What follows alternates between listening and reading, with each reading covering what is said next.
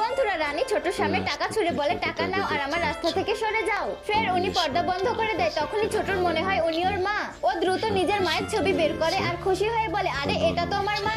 মা বলে কান্না করতে করতে পিছে পিছে দৌড় দেয়, কিন্তু ওর মা শোনে না, ও নিচে পড়ে যায়। ও কান্না করতে করতে বলে, মা আমাকে নিয়ে যাও, আমি এখনো বেঁচে আছি। তখনই ওর পাগল বাবা আসে আর ওকে উঠিয়ে বলে, তুমি কান্না করছো কেন? ছোট বলে, আমি মাকে দেখেছি কিন্তু মা আমাকে দেখেনি। এদিকে রানী ছোটকে পাওয়ার জন্য প্রার্থনা করছিল।